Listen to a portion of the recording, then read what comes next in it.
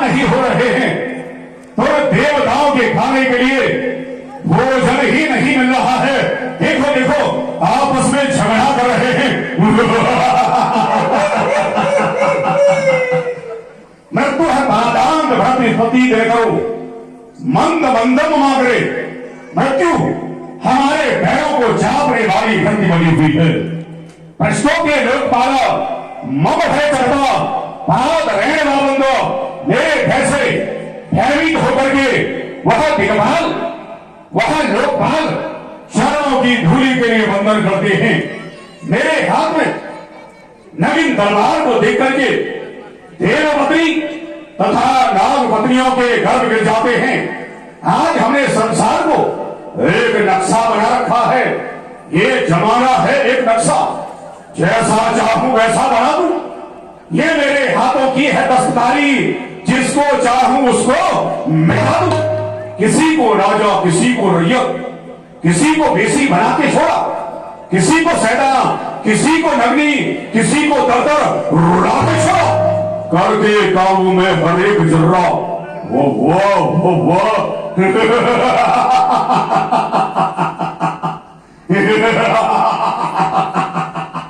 करके काबू में हर एक जर्रा दबा लिया है खड़क के नीचे।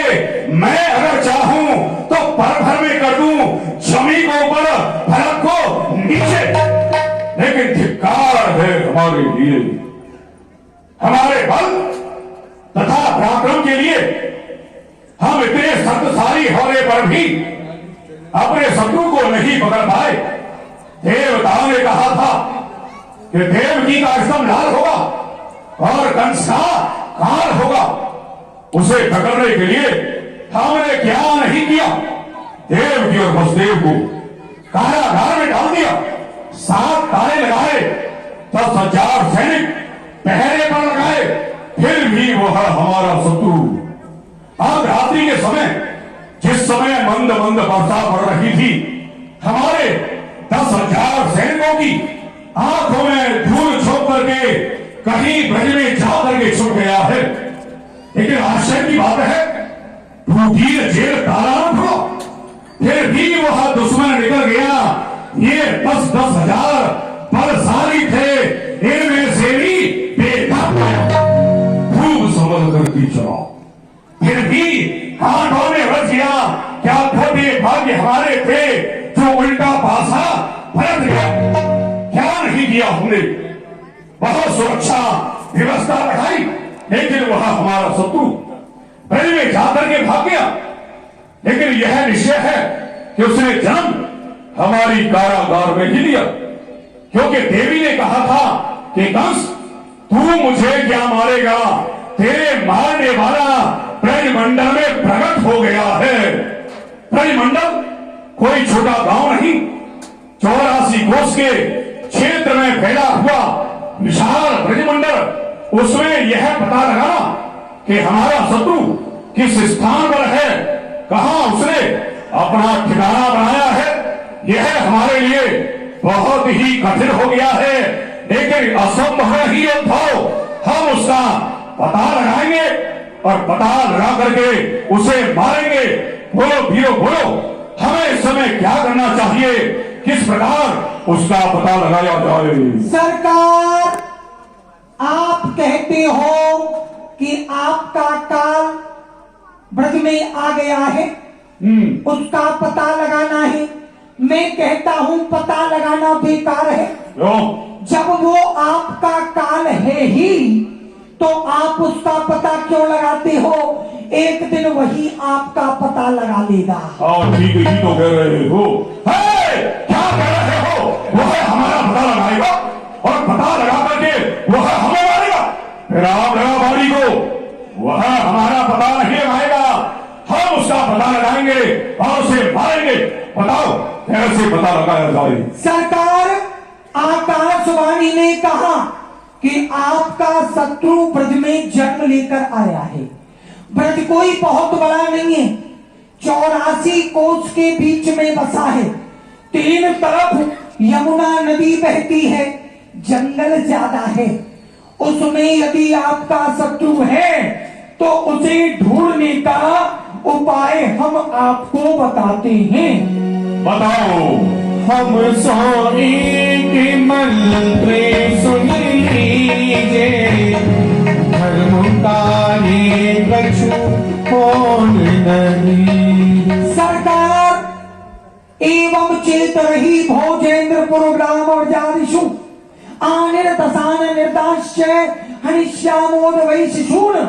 आप ब्रज के प्रत्येक गांव के लिए, हर गली मोहल्ले के लिए मथुरा से अपने योद्धा भेजिए, जो जाकर पता लगाएं किस गांव में, किसके घर में, किस समय बच्चे का जन्म हुआ है। जहां बच्चा मिले उसे मार दें। 1 दिन से लेकर 1 महीने के सारे बच्चे मरवा दो, उसी में आपका काल मारा जाएगा। वो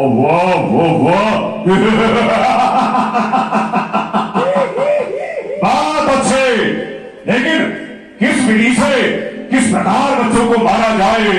क्योंकि हम यदि ब्रज में बाल हत्या करेंगे, छोटे छोटे बच्चों को मारेंगे, तो प्रजा में उपद्रव मच जाएगा।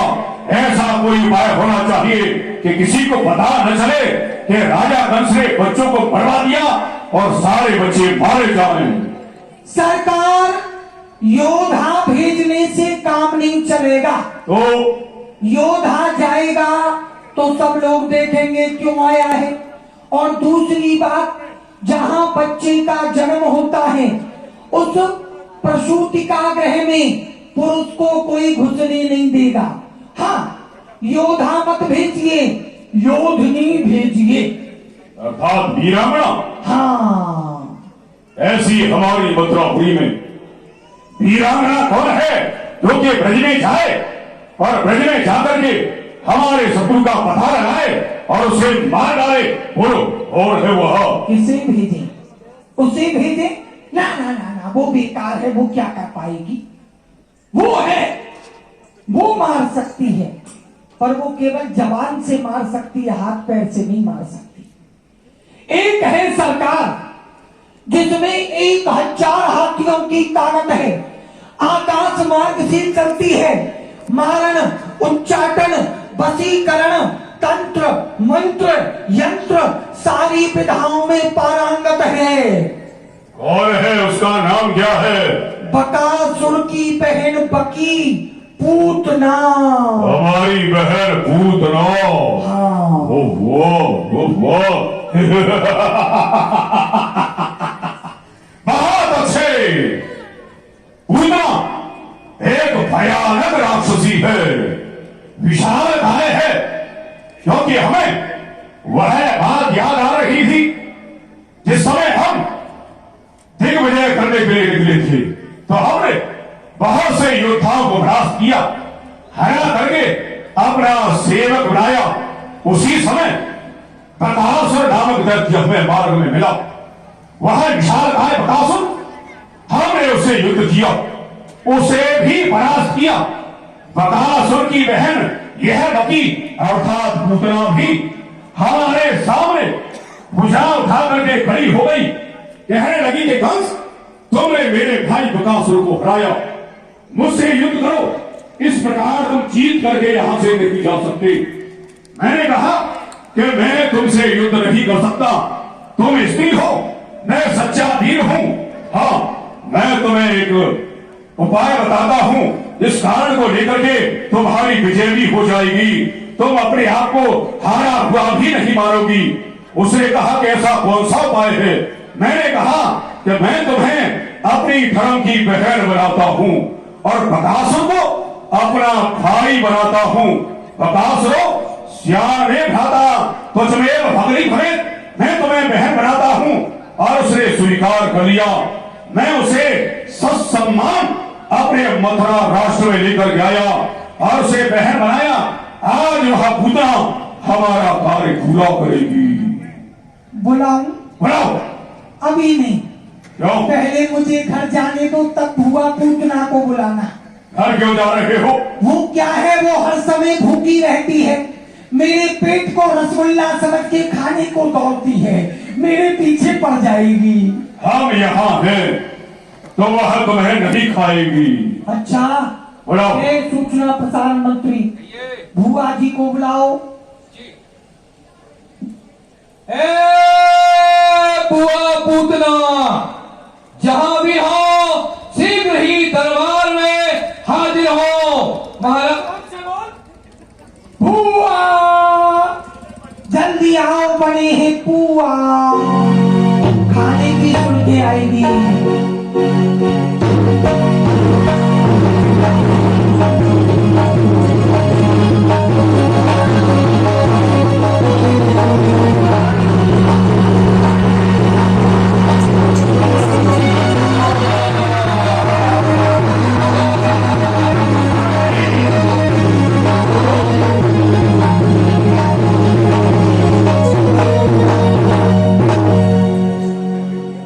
भाई साहब, जय शंकर की। शंकर की आओ बहन आओ, स्वागत है इस राजसभा में आपका। बहन, तुम भली प्रकार से जानती हो हमारे ऊपर एक आपत्तियों का पहाड़ आकर के टूटा है। ऐसा कहा जाए तो कोई अक्षय युक्ति नहीं होगा। हमारी ही बहन देवकी का वह अष्टम लाल, देवताओं ने कहा था कि देवकी का 8वां लाल होगा और कंस का हाल होगा। उसने जन्म हमारी कारागार में लिया, परंतु वह चुपके से आधी रात को चोरी से कहीं ब्रज में जाकर के छुप गया है। बहन, हमारा हाल जन्म लेकर के आ चुका है। बहन, क्या कहा भाई साहब? आपका काल नहीं हो सकता, क्योंकि सब कालों के काल महाकाल विकराल महाराज कंस। क्या आपका भी कोई काल है? सत्य कहा भुआ जी, सब कालों के काल महाकाल विकराल हमारी सरकार। लेकिन समय आने पर शेर को सवा शेर मिल जाता है। भाई साहब, चिंता न करें, आपका वो काल आकाश में हो या पाताल में, मैं उसे समाप्त कर दूंगी। हाँ बहन, कैसे मारोगी उसे? शर्मे रूप मोहनी धारो, वशीकरण पर सब पे डालो।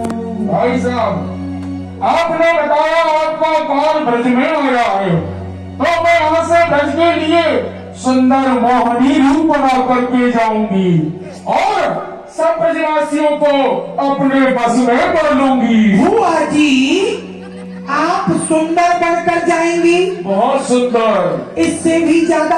अरे ये तो भयंकर रूप है। ये भयंकर रूप है। जब भयंकर रूप इतना सुंदर है तो सुंदर रूप कितना भयंकर होगा? बहुत सुंदर होगा। भुआ जी, माना वैसे तो सुंदर बन नहीं पाओगी, कितना भी कुछ लगा लेना क्या बदलेगा इसमें। लेकिन मान लो सुंदर बन भी गई, ब्रज में पहुंच गई, वशीकरण मंत्र से सबको अपने बस में कर लिया, लेकिन सरकार का जो काल है वो 5-7 दिन का बच्चा, कोई बच्चा किसी के रूप पर मोहित कैसे हो सकता है? बच्चे को कैसे मारोगी ये बताओ। बच्चा है, अभी बताती हूँ। किसकन को रोज लगाओ, ब्रज की पालन सही महाराज, जब मैं यहाँ से ब्रज के लिए जाऊंगी तो अपने स्तनों पर हरा हर विष का लेपन करके जाऊंगी और ब्रज में जाकर के 1 दिन से लेकर के 1 महीने तक के बच्चों को अपना दूध पान कराऊंगी। जो भी बालक दूध पिएगा, दूध के साथ उसके मुख में जहर भी जाएगा और जो बालक जहर पिएगा वो मारा जाएगा।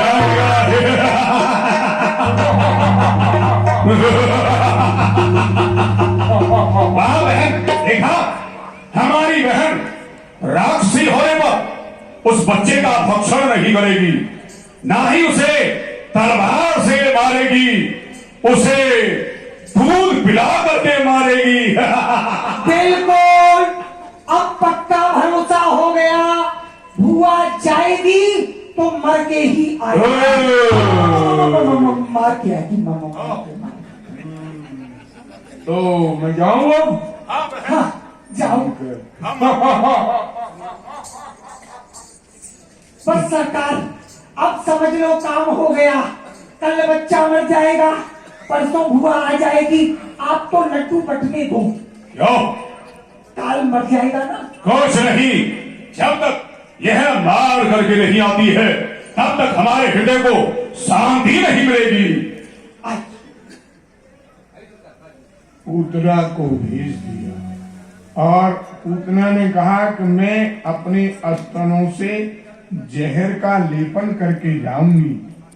1 दिन से लेकर के 1 महीने तक के बच्चे को अपना दूध पिलाऊंगी।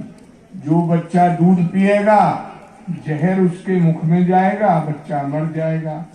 कंस तो राक्षसी बुद्धि का था। पूतना भी नहीं समझती थी कि सब कालों के काल महाकाल भगवान त्रिलोकीनाथ श्री कृष्ण है, उन्हें कौन मार सकता है। पूतना ने बड़ा सुंदर रूप बनाया, मोहनी गोपी बन गई, मतलब तो ब्रज में कोई पहचान नहीं पाया। और गोपी बन के जहाँ नंद महोत्सव हो रहा था वहीं जाके नाचने लगी। यहाँ पूतना ब्रज में आई, यहाँ पूतना ब्रज में आई, रूप मोहनी तुरंत बनाई। पूतना ने इतना सुंदर रूप बना दिया कि कोई पहचान नहीं पाया और गोपियों से बात करने लगी। अरे बहन, ये कौन सा गांव है? अरे बहन, ये नंदगाम ही। बहन, आप कहाँ जा रही हो? मैं मैया यशोदा के वहाँ जा रही हूँ। उन पे 85 वर्ष में एक छोटी सी लाला को जन्म दिया है। कहा कि बहन आप यशोदा मैया के यहाँ जा रही हो, उन पे एक लाला का जन्म हुआ है। हाँ। तो बहन अपने साथ मुझे भी ले चलो। अरे बहन, लेकिन आप कौन हो और कहाँ की हो? मैं यशोदा मैया की छोटी बहन हूँ। मैं मथुरा से आई हूँ। अच्छा, उनको बधाई देने के लिए। चलो बहन मेरे संग चलो, मैं वहीं जा रही हूँ। चलो बहन। रूप मोहनी तुरंत बनाई, गोकुल में पूतना आई। माताओं का बड़ी जल्दी मेल हो जाता है। पूतना ने इतना सुंदर रूप बनाकर गोपियों से परिचय कर लिया कि लाला किसके हुआ है। मैया, ओ मैया, भैया पामन लागू। कहाँ बात है सखी? मैया, आपकी कोई छोटी बहन आई है। मेरी छोटी बहन? हाँ। अहू मेहर पाए लागन पावन मेरो, मैं आई सुत देखन तेरो। प्रसन्न रहो। काकी बधु कौन की बेटी, अवलो ब्रज में कबहू न भीती। अरे बहन, मैंने तो आज तुम प्रथम बार देखी हो। कहाँ से आई हो? बहन, मैं मामा की, तू गोपी की, जासो लगे दोनों बहन बहन। बहन, मैं तो मामा की हूँ और आप बुआ की हो। जासो हम दोनों बहन बहन लगी। बहन, मैंने सुना आप एक छोटी सी लाला का जन्म हुआ है, तो मुझसे रहा नहीं गया। मैं मथुरा से आपको बधाई देने के लिए आई हूँ। अच्छा, लाला जन्म सुने आई, ओ मैया दे दो बधाई। लाला जन्म सुनी आई, मैया दे दो बधाई। दे दो बधाई मैया, दे दो बधाई। दे दो बधाई मैया, दे दो बधाई। लाला जन्म सुने आई, ओ मैया दे दो बधाई। लाला जन्म सुनी आई, मैया दे दो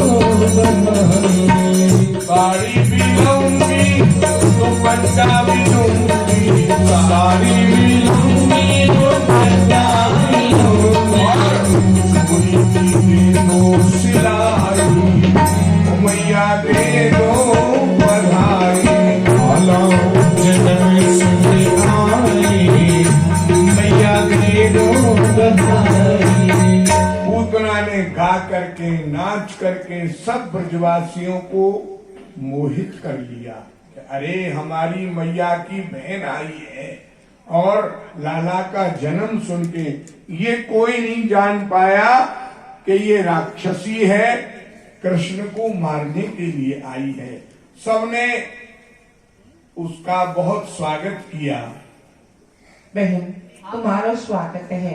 ये मेरो छोटो सो लाला या पर नामे झूल रहे हो है।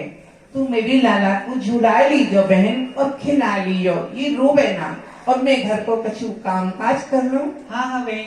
और बहन देखो मैं बहुत दूर से आई हूँ, मुझे ना भूख लगी है। हाँ तो मैं आपके लिए भोजन को प्रबंध कर हाँ आप भोजन का प्रबंध करो। और सुनो, मैं आपके लाला को ऐसा खिलाऊंगी कि आपका लाला कभी जीवन में नहीं रोएगा। हाँ कबो ना रोवे, कभी नहीं रोएगा। ठीक है। आप इनको भी ले जाओ। और बताया कि मैं जिस बालक को अपनी गोदी में खिलाती हूँ, दूध पिलाती हूँ, वो अजर अमर हो जाता है। मैया यशोदा चली गई। और सज्जनों, पूतना पहले प्रथम जन्म में राजा बलि की पुत्री थी। जब बामन भगवान राजा बलि को छलने के लिए गए हैं तो उस समय सबसे पहले इसी ने देखा। छोटे से बालक को देख करके आकर्षित हो गई। कितना सुंदर बालक है, ऐसा मेरा होता तो मैं अपनी छाती से लगा करके दूध पिलाती। भगवान ने कहा एवं मस्त, मैं तुम्हारा दूध अवश्य पीऊंगा। जब राजा बलि को छल लिया, इसने देखा ये बालक दूध पिलाने लायक नहीं है, ये जहर पिलाने लायक है। भगवान ने कहा एवं मस्त, मैं तुम्हारा जहर भी पीऊंगा। क्रोध के कारण यहाँ आकर के ये राक्षसी बनी। आज भगवान को दूध और जहर दोनों पिलाने के लिए आई है। भगवान किसी का उधार नहीं रखते। भगवान ने सोचा ये मेरे पास आई है और मेरी माँ बन के आई है, मुझे दूध पिलाने आई है, तो इसे क्या देना चाहिए। तो भगवान ने जो गति माँ यशोदा को देनी थी वो गति हंसते हंसते पूतना को प्रदान की। पूतना देखने लगी, इतने से छोटे बालक से मेरा भाई डर रहा है। आप ही और तहां कोई नाही, पूतना सोचत है मन माई।